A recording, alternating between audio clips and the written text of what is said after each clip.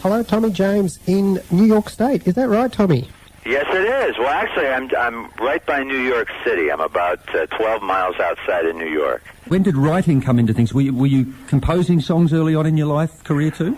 Well, I was, but they were pretty bad. I didn't really start songwriting professionally until about 6 months into my career or so. Okay. And then I started writing with my production partner, Richie Cordell, and we began writing songs that actually were covered by other people. And were you being influenced? How was the British invasion around this time, 64, 65? Right. Were you listening to British music? Oh, very definitely. Yeah. I had, of course, been influenced by the first generation of rock and roll stars, Gene Vincent and Big Eddie Bopper, Cochran and Elvis, of course. And so when the British invasion came along, we were already playing music. I was already in a contemporary group, yeah. And playing on weekends, and so we learned all that stuff. Plus, I was selling records in a record store during that time, and so I just ate and breathed music. Well, yeah, I was lucky to be in a similar situation. The last kind of day job that I had was in a record store, and it is fantastic, isn't it? Because it just gives you such a broad spectrum of music that can influence you. Oh, yeah, and you get to learn the trade papers, and you find out what's hot. And also, of course, I got to run my band out of the record shop. It was a little town in Michigan called Niles, Michigan, really, really tiny.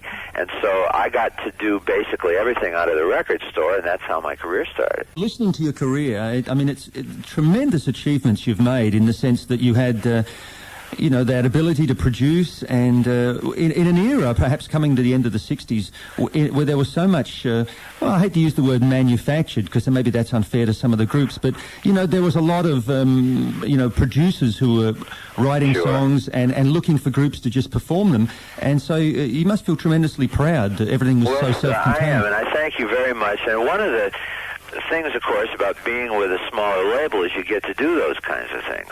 We would have never been allowed to at one of the more corporate labels. It just wouldn't have happened. The other thing is that we were so fortunate that we had Crimson and Clover, just to take that one record, when we did, because everything was changing.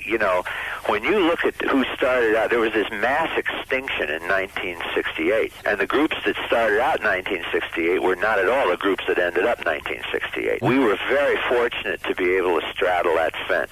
Can I just ask a little bit of trivia here? Do you have a favourite year in the 60s? I know that us sort of archivists always tend to think that 67 and 68 were the great years that seem to bear fruit to some of the greatest bands, especially in the U.S. Well, something, the weird part is that I got to say 1969 is probably my favorite year for so many reasons that have to do with my career. However, the summer that I remember more than any other is the year we broke into the business, which was 1966, and that summer was just unbelievable. We had 1966 was that year when the Americans sort of took back their charts, Exactly. And there was all these garage bands, and it was just before the psychedelic music really came in, and there was that window of opportunity between the British invasion and, let's say, Big Brother and the Holding Company. There was that middle ground right there where so many hit records were made, and that really, from a business standpoint, probably was my favorite year. From a career standpoint, I have to say 1969. Listen, I stole a little bit from everybody. Well, no, that's what the music business is supposed to be about, Well, the song is I once see, I became a Christian in the late 60s, and I began writing songs about it, and I didn't, back then I wasn't a bit uptight about saying it or talking about it or, singing about it or anything.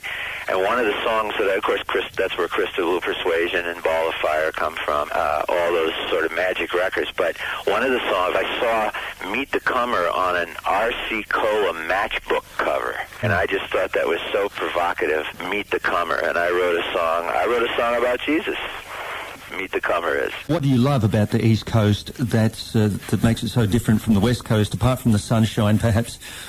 Do you like the seasons? I love the seasons. I do, but I really, there's a certain It's hard to describe because I do love California. We've played there. I lived there for a while, and I do dearly love California. But there's something about the energy in New York that you just can't get anyplace else. And I really thrived on it.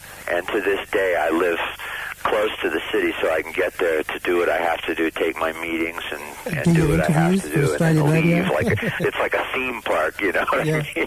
Well, Nick and I interviewed our Little River Band's producer through most of its really successful albums, a guy called John Boylan.